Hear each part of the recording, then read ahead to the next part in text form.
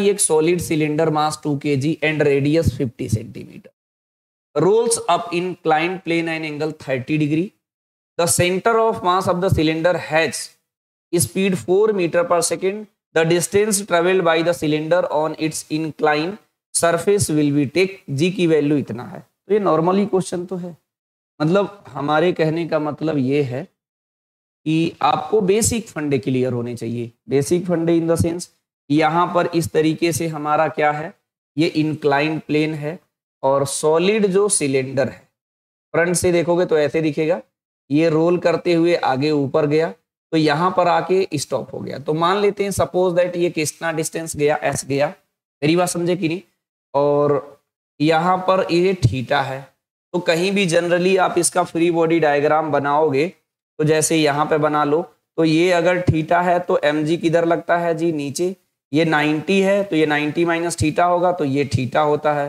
तो इधर हम लोग क्या लेते हैं, एम जी कॉस थीटा लेते हैं, और इस डायरेक्शन में क्या लेते हैं, एम जी साइन थीटा लेते हैं। तो सिंपल एक वर्क एनर्जी थ्योरम वाला जो कीवर्ड है सिर्फ उसी को यूज करना है, यानी W इक्वल टू डेल्टा के यूज करना है। बहुत टिपिकल है ही नहीं, सीधी सी बात। तो ऊपर जा रहा है हमारा, तो ये कितना हो जाएगा, एम जी साइन थीटा, और इनटू क्या हो जाएगा, एस ले लेता हूं मैं, माइनस ले लेता हूं सीधे क्योंकि ऊपर जा रहा है, ठीक है। इक्वल टू क्या होता है जी, के फाइनल माइनस के इनिशियल। अच्छा, फाइनल काइनेटिक एनर्जी 0 हो जाएगी जब वो स्टॉप होगा तो यहाँ पर माइनस हो जाएगा। अब ये रोल भी कर रहा है और आगे सरक के भी जा रहा है, मतलब ये है हमारा half M V square plus half I omega square. सीधी सी बात, बस इतनी सी तो बात यूज हो रहा है इसमें, और कुछ यूज ही नहीं हो रहा है कि नहीं।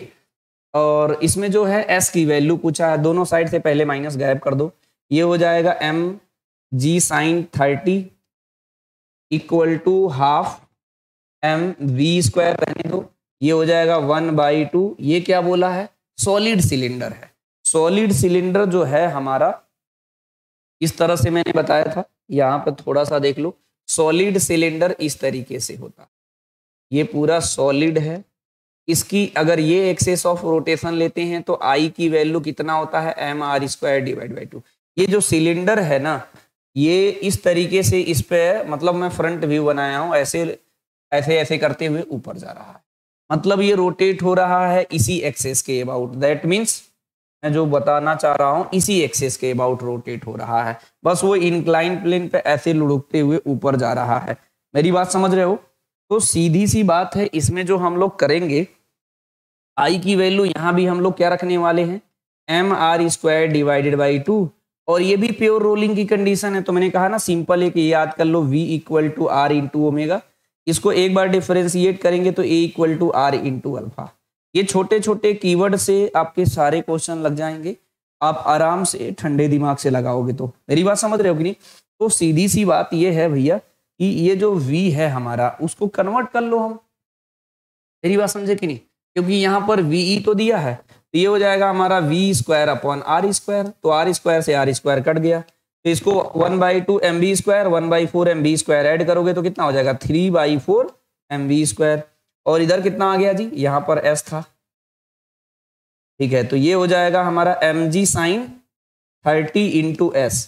यहाँ M से ये M कैंसिल आउट हो गया, तो सीधे सीधे अब आने गया जी S की वैल्यू।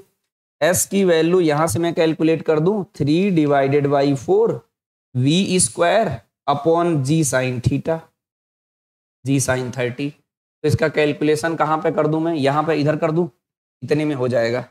चलिए अगले पेज पे ही कर देता हूं मैं। S की वैल्यू कितना आ गया है जी, 3/4 V स्क्वायर अपॉन जी साइन 30। वैल्यू रख लो भैया मेरे।